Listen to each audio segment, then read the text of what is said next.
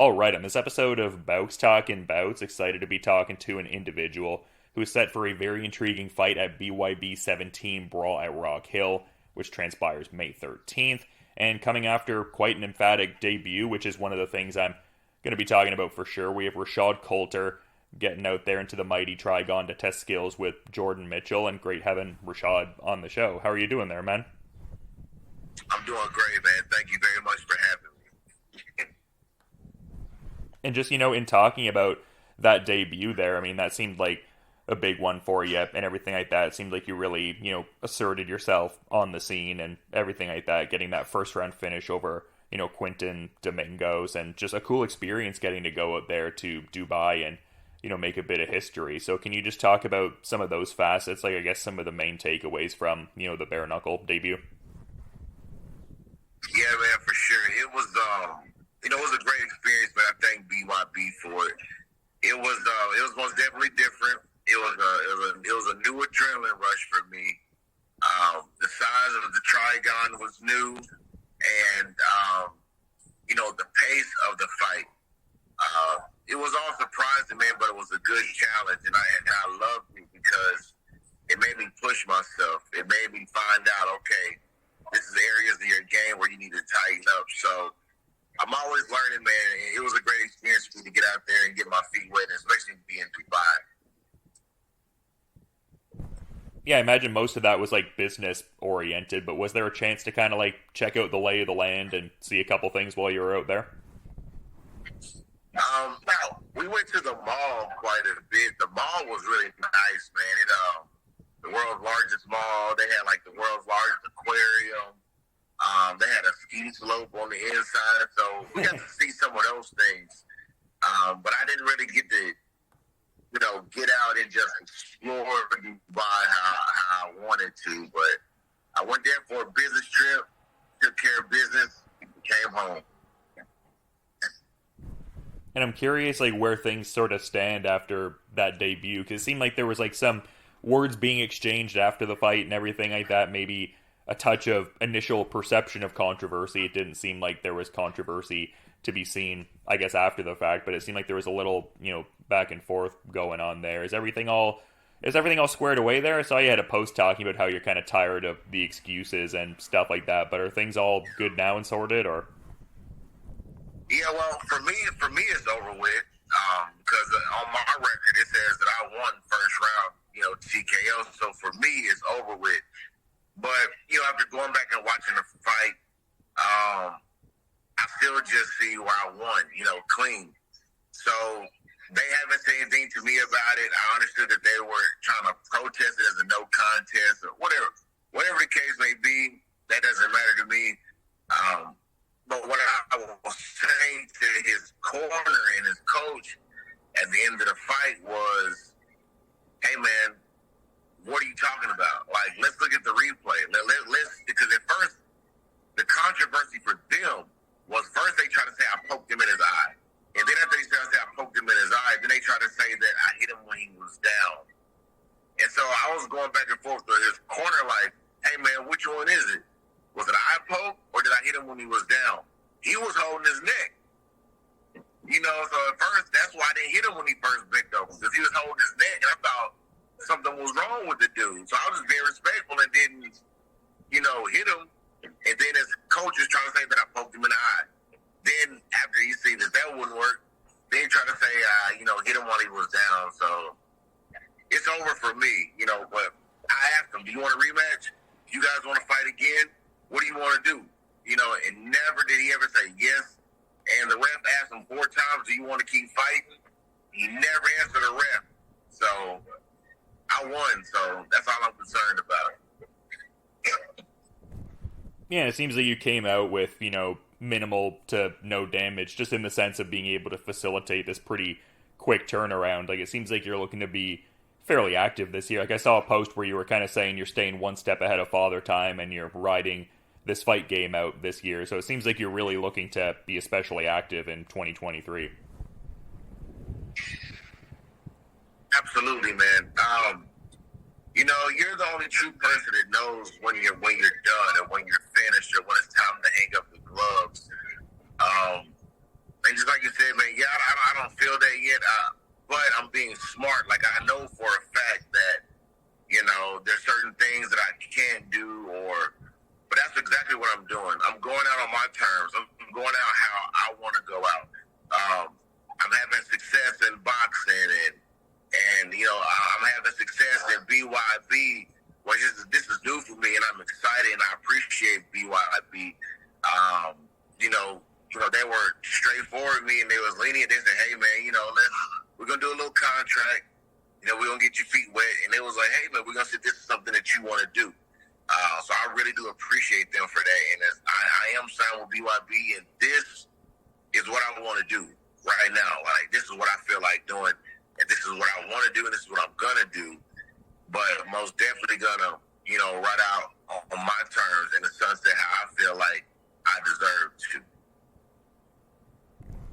That's interesting. I don't want to misconstrue what you're saying. Like, are you almost saying that you're mostly going to be prioritizing the, bare knuckle going forward? Because, like you said, you've got MMA and gloved boxing experience, but is the path going forward mostly like BYB Extreme / like bare knuckle boxing centric, you think? No, because I'm very active in boxing. Like, I've had like 2 boxing fights in the last, 4 or 5 months, and then I was about to have another one. So, no, I'm still going to be doing boxing, MMA, and these other sports, but I'm just saying I'm doing what I want to do right now. Like, so if I want to take an MMA fight, I'm going to take an MMA fight. If I want to take a boxing fight, I'm going to take a boxing fight. Bare knuckle is here. Like, we're in agreement. Like, we're going to fight for them. Their fights take precedence, but at the same time, hey, if guys want to fight me in MMA, come on, let's fight. If they want to fight me in boxing, and I'm on the horizon for a title in boxing, so I'm just saying active in all 3 sports. Yeah, well, I love to hear that because I did see you had a post a bit before Christmas there talking about how you were missing MMA and looking to take an MMA fight after February 11th. So good to see that we're still, multi-sport, Rashad Coulter here. Yeah. Thank you, man. Yeah, it's most definitely fun. I know I can still compete with a lot of these guys, and that's what I'm proving. I'm testing myself in the boxing world. I'm not fighting slouches in boxing like a lot of these boxers do. I'm fighting guys who are better than me. They've come up through the amateur ranks. They got more wins than me. They got more wins and knockouts than I got actual total fights. So I'm taking tough boxing fights. But yeah, man, I'm still here to test myself. I'm a high-level athlete. The only difference is that with age, what I have now is wisdom. And I didn't have this wisdom when I first started out fighting. Cause I started out at 30 years old. I had my first fight at 30. And I never had any boxing background, no wrestling background, no jiu-jitsu background. I literally got off the couch at the age of 28 years old and started training, and I had my first fight at 30. And I still can compete because I'm still a student of the game. And now that I'm older, I'm able to let go of my pride and just that mentality and have a lot of wisdom and be a student of the game and actually apply what I'm learning instead of having pride and just trying to go out there and do it on my own because I felt like I got there on my own, you see? And I love hearing that because I was seeing you on Talk Tough with Aaron Tohill, and you were talking about how, like, maybe you jumped into the UFC like a touch too soon, like you weren't really getting fights as much on the regional circuit, and it was one of those like, oh, you only have so much time, and you kind of, popped into it and got under the bright lights. It's kind of interesting because it seems like the maturation as a fighter is really, settling in and has settled in across the last few fights. Can you kind of, speak to that and everything? Because it very much seems like everything's getting put together, both like physically and I guess mentally as well. Yeah, for sure, man. I most definitely feel like I wish that, the UFC would have gave me another opportunity. Because, I've seen guys with worse records in the UFC than I had, and they got new contracts, and they were able to, get new deals, and I just wish they would have taken into consideration, like I said, that I was actually, growing up under the lights, and I did have potential. But, for a lot of, fighters, man, that's like heaven to them, right? Once they get to that level so fast. But now with the new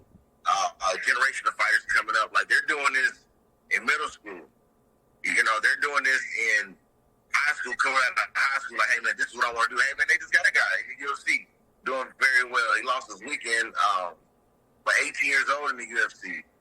So I most definitely, man, believe that I can still compete with a lot of these guys in the UFC. On the big boxing stage. So whatever doors open for me to prove my skills and to show that I actually have grown in this game, man, I'm running through all those doors. You know, it seems like you're still at the very least getting like different opportunities like presented to you that could, I guess, vault you towards that level. Like when I saw you were supposed to fight Christian Larson at Unified MMA 45, I was getting excited for that, especially as like a Canadian lad. I was like, oh, Rashad's gonna come our way. Like obviously that didn't pan out, but just even the fact that that bout offer, you know, came initially, I think really conveys a lot, because I mean, definitely like a bigger platform and could vault you towards that level. So it seems like you're still kind of, you know, in that conversation or those conversations, I guess. This is true. And the thing is, with I got injured for that fight, and I'm thankful because people know when I come to fight that I'm going to put on the show. So I'm thankful for all those opportunities that I get when anybody contacts me. But where I'm at right now is like, hey, man, I would love to be on these big shows. I would love to take these big fights, but just being older, like, just do me the courtesy of giving me the proper amount of time to get ready. Like, because you know I like to fight and because you know I'm going to put on a good show, yeah, don't just try to use me to throw me in there on a short notice fight just because you know I'm going to get in there and fight. Like, don't do that. So those are opportunities that I'm noticing also that I'm staying away from, because I get a lot of those and I don't take them. But yeah, man, most definitely, like, I'm still in the talks. I'm still in the conversations. I just want people just to give me the opportunity. And it makes me feel really good because in the short amount of time that I was in the UFC, I was able to prove to a lot of people, like, hey, man, like, this guy can fight. So I'm thankful for anybody that gives me those opportunities. Yeah, and opportunities across a few sports, it seems. I saw you had a tweet earlier this month saying boxing title fight loading, so definitely interesting. Yeah, for sure, man. So I got to get through this fight, and that's the problem with that one is they want me to fight for the ABO title, but I'm having a hard time finding a promotion and a promoter to put the fight on, because there's got to be at least 8 rounds, and then, you know, I'm going to fight a good guy. Like, I'm not going to fight somebody I'm supposed to run through. Like, it's supposed to test me in this area. So that's what we're waiting on right now. But most definitely, that will be my next boxing fight. Well, that's awesome to hear, and I did want to get some bare-knuckle insights from you, because you understandably seem very excited at, you know, partaking in this new sport. Like, you were talking on Aaron Tohill's show about like the importance of footwork in this new sport and the tight confines of the trigon, but also, I mean, different considerations with like shot selection and things like that. Like, what were some of the different considerations you had in bare knuckle boxing competing there as compared to maybe some considerations when in other sports? For sure, man. It most definitely works on your defense, and what it showed me differently than MMA and boxing, which I already knew this, but seeing it firsthand, is there's very, very small margin for error. No matter how good your defense might be with gloves on, like, it just doesn't work in bare knuckle boxing. So it taught me, you know, be tighter on my defense. And it also taught me don't be a stationary target. But most importantly, what this teaches you fighting in the trigon is, man, if you didn't have footwork before, you better get some footwork in here, because it's very small, and you have to know how to maneuver around that ring, because you take 2 steps and you're against the ropes or you're in the corner. But it's very different. Like MMA, even when I fight in the big show, like, there's a lot of space to move around. So if you're getting pieced up, like, part of your defense is getting out of the way of the shots with your feet. So you can have a lot of area to roam in MMA or even in boxing, but in here you don't, because it's so small. Like, there's nowhere to run to. So your defense has to be on point, and your footwork has to be on point. And did you integrate any different elements to the preparations? Because like I know some people will like punch sand or grab the rice or use like wooden Muay Thai boards, create microfractures in their hands. Just a couple things off the top of my head. Did you kind of, I guess, amalgamate some of those things into your preparations at all? Yeah, 100%. For me, at my age, I'm doing more hitting the bag without gloves, just callousing up my knuckles. All the micro fractures, like I'm not doing that type of training no more, for my hands, because the healing process for somebody that's older I'm not like one of these 22, 23-year-old guys. It's not going to heal for me as fast. But also at the same time, I am doing a lot of training in bare knuckle, like, trying out different wraps or tape, not wraps, but tape jobs for the wrist, because your knuckles are exposed and you can't tape how you tape for a boxing fight or MMA fight. So there's certain things that I am doing. I do the rice training as well, working on the grip strength. But most importantly is a lot of punching the bag with no gloves. Yeah, and I would feel like there would be a certain level of transferable skill too, because obviously your MMA background is well documented, but also some Muay Thai experience in recent years. So I think that would pay dividends to the active clinching and whatnot. Oh yeah, for sure, man. Especially the Muay Thai training. That was my first discipline. When I decided to fight, I was like, man, I can't learn all this stuff at one time. That was my thinking. So I was like, I'll go do one discipline and get very good at that. And that was Muay Thai. I started with Saxon Jinjira. And he has one of the best, clinching techniques in the world. So working with him and training under him for a couple of years, and, a lot of guys like my guys, Charles Bird, and all these people, man, that Muay Thai background comes into effect because it teaches that a lot of guys don't know how to fight out the clinch and off the cage. So yes, boxing and fighting on the ropes, MMA, fighting on the cage, and the Muay Thai clinching, all those have come into effect for bare knuckle boxing.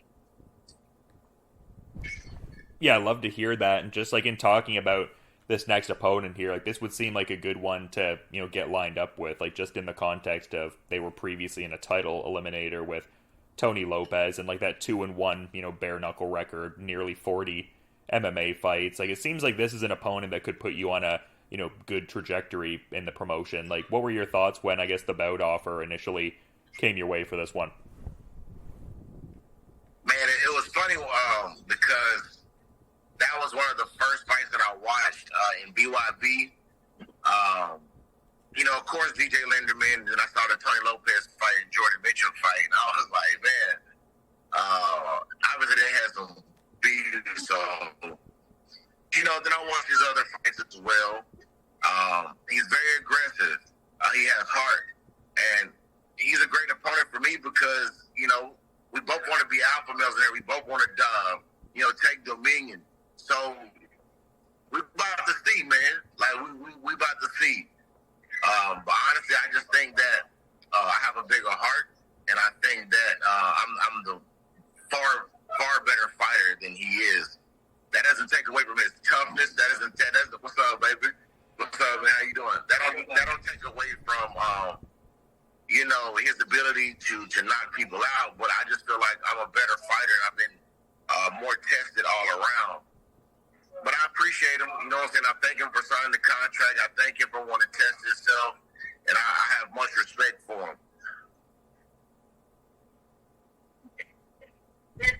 Yeah, and just like talking about him previously being in a title eliminator situation, are you kind of looking at this fight almost as something that could, I guess, put you in that conversation to be a contender for DJ Linderman's title? I would think that would be like of a certain level of focus for you. 100%. I'm in the conversation, and I'm calling it. After I win this fight, DJ Linderman, I'm taking that belt from you too. So he will be my next I mean, that I am in the talks. I am that guy. I will be the BYB heavyweight champion. Yeah, I love hearing that, and like I was kind of saying before, just to echo the sentiment of being mindful of your time, definitely want to, let you go on with the rest of a presumably busy day, but it's been great getting to have you on and get some insights, man, but just wondering if there's maybe any, like, final parting thought you might want to add as we're kind of wrapping up here, though, man. Oh, yeah, for sure, man. Now, you're not intruding, man. But I'm just thankful. I'm thankful to BYB Extreme for giving me the opportunity.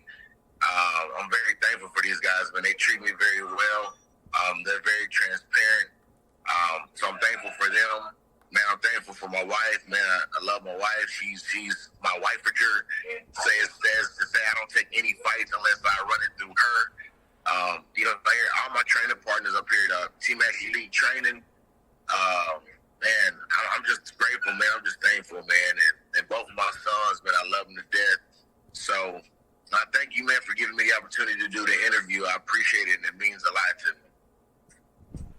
Oh, no problem, man. Great getting to talk to you. I've been watching your fights for, a few years now, and I mean, good shout out to your sons there. They seem quite athletically inclined in their own regard for sure, but very much excited to, see your next athletic endeavor on May 13th at BYB 17. And to reiterate, thanks so much for coming on the show and giving such great insights, man, and just hopefully you have a good rest of your day too, Rashad.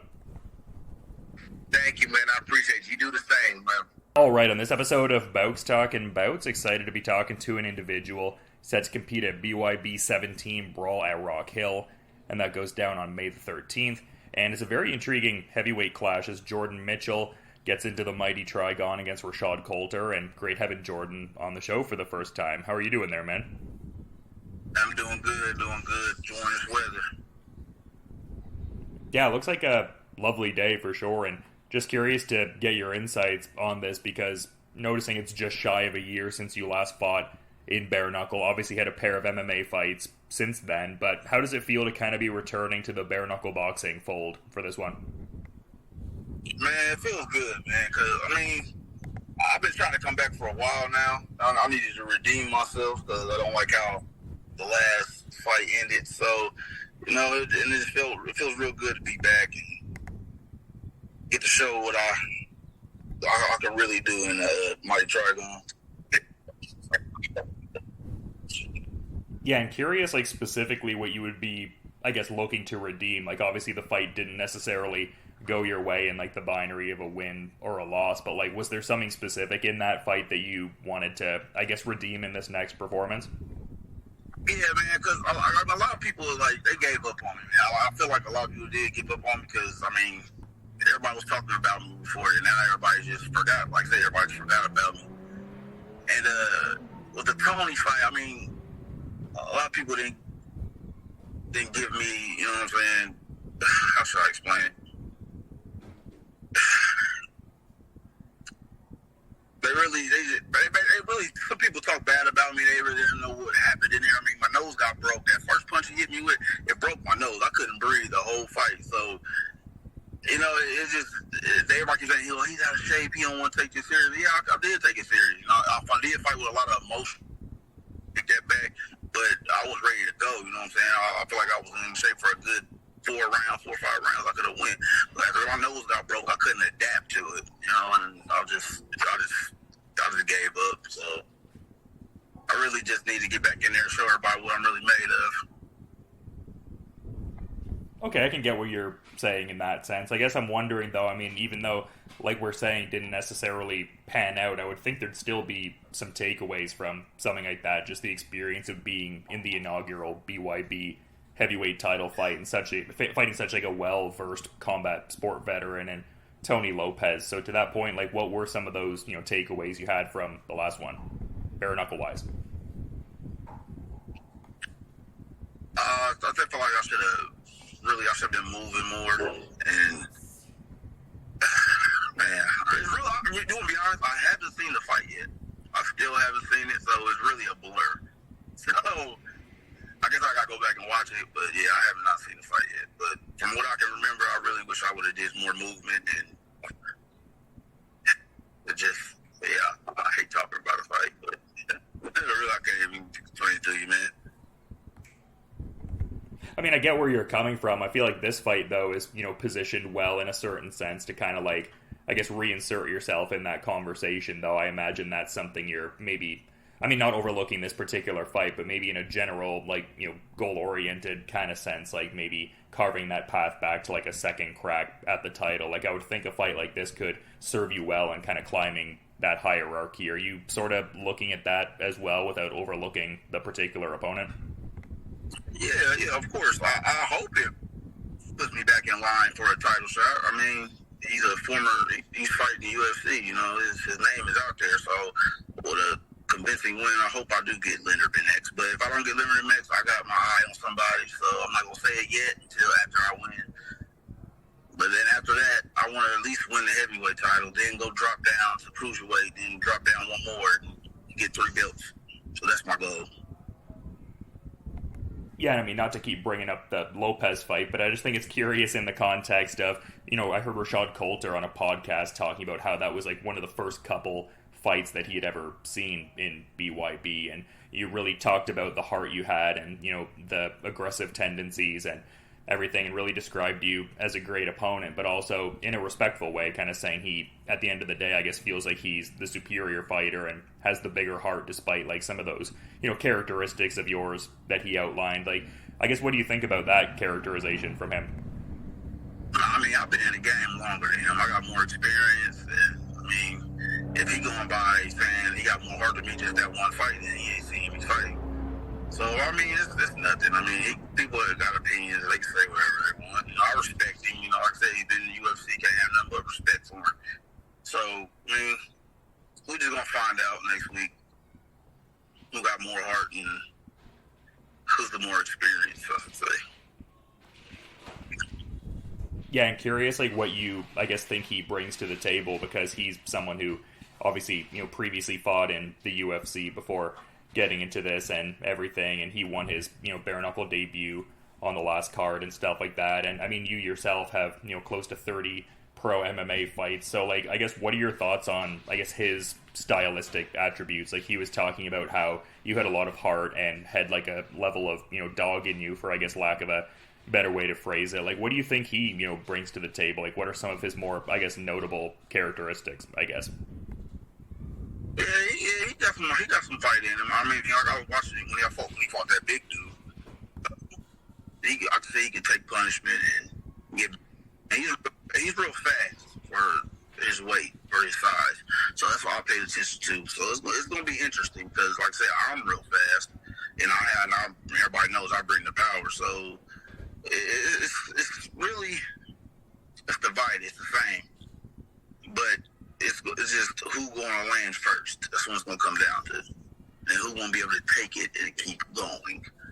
So like I said, we're just going to find out what it is. But like I said, it's the same. We're the same to me, in my eyes. And I'm curious because I was seeing an older kind of feature that was done on you, so maybe this isn't the present situation now, but it was saying you were training out of Pitbull Fighting at the time. Is that the predominant space you're getting in work at here?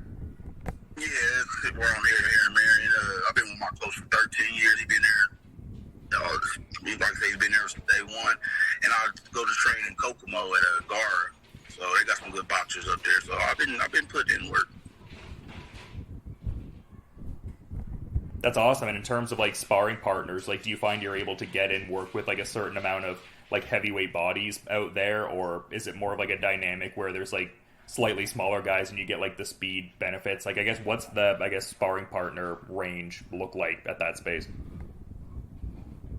There's like one guy, he's bigger than me. His name is Robert Duke. He's a state wrestler champ, but he hits like the truck. He up there with me, the power. And speed wise, I got a couple guys I train with. My corner guy coming with, his name's Kier Ross. He's pretty good. He's pretty fast too. So I'm used to training with fast people. But here in Marion, I'm probably the biggest dude in my gym, so I like to go elsewhere to get the big bodies. Yeah, and where are some of those other spaces, and I guess who are some of those bigger bodies you're mentioning? Robert Duke, James Schaefer, he's real long and lanky. and shoot. Gosh, another guy. He's a new guy. He's pretty big, like 260, 6'5". I can't remember his name right now. And Jacob Hurlock. He's a coach of Gara in Kokomo. And I'm curious about the, I guess, preparations relative to, I guess, the space you're going to be competing in, because the Mighty Trigon is such a unique space to fight in. Like, do you kind of create your own Trigon in the training almost to replicate that? Like, I've seen some people kind of like have like rope strung through a certain part of the ring to kind of replicate a triangle in their preparations. Do you do anything like that, or not so much? No, I just, like I said, I don't do all that. When we're sparring, we just out sparring. I like that gets your leg. It makes me work on my leg strength, so I won't get tired just sitting, getting stuck, and I like to move around. So that's why I don't like doing that little tight space, because if I just do it in that tight space, I gotta get used to it before I gotta chase somebody and my legs get tired and I'm out of there. So I like training out in open space. And kind of going back to referencing that previous article that was talking about where you were training at, like it was asking your fighting style, and you were saying, I love to throw the hands, I call it, I just whipped your ass style. So to that point, how much are you loving this bare knuckle boxing journey? I would think it would be right up your alley. You broke up, man. I couldn't even hear what you said for the last part. I couldn't hear what you said. Oh yeah, no worries. I was just saying that I was like, yeah, I didn't get to hear what you said. Yeah, sorry about that. I was just saying in that previous article, it was saying that you describe your style as I just whipped your ass style. So how much does bare knuckle boxing like fluidly fit into what you're doing? Like it would seem right up your alley. Yeah, man. Like I said, I've always been a stand-up fighter. Like I said, I had 22 and 3 as an amateur, 19 knockouts, 13 and 16 as a pro, that's 13 knockouts. So, this sport was made for me. Yeah, I'm not a boxer. Everybody wants to say, you need to be a boxer. But no, you don't have to be a boxer. Y'all can go in there and box with a top boxer and beat him. It only takes one punch. Yeah, it's good to have the technique and all that, but at the end of the day, we don't got gloves on. His hand, like I said, it's a street fight. It's not a boxing match. So, it always works. It's going to work in my favor. Yeah, for sure. And then, we were talking before about like the wealth of pro MMA experience you have. Also noticed there was a pro kickboxing bout too. I'm kind of wondering, like, how does the preparation for bare knuckle boxing differ? Because I know certain guys will use the tactics like the wooden Muay Thai boards, or like gripping rice, punching sand, things of that persuasion. Like, do you do anything different in your, I guess, bare knuckle preparations relative to other combat sports you've been in? No, I'm the same. Like I said, I'm good with my hands, so I've been working on conditioning more than anything, because that's what I need. But like I said, my hands is, what I'm saying, when I get in there, I'm gonna do what I gotta do. So really, I don't change anything. I hit mitts and stuff, I'll spar, but I really don't do nothing else. That's fair. Curious what you're doing conditioning-wise differently this time out, though. Hitting the treadmill, running, getting on the bike. I try to do at least 5 miles. 2 on the treadmill, 3 on the bike. And then, that's really it. I'm gonna start adding swimming to my training. Because my coach want me to do it, but man, I'm not the best swimmer in the world, so we're gonna see how that goes. Yeah, well, cool to hear you're adding that, facet into this camp, or not adding it, but rather, I guess, increasing it in a certain regard. And I guess I'm kind of wondering, like, usually I'll talk to fighters and sort of gauge what they maybe get up to in their downtime. Like, do you have any hobbies or outside interests when you're not getting in that hard work in the gym, or is it mostly squarely focused on the fighting pursuit, largely? Man, if I don't got a fight set up and I'm at home, I'm with my kids, man.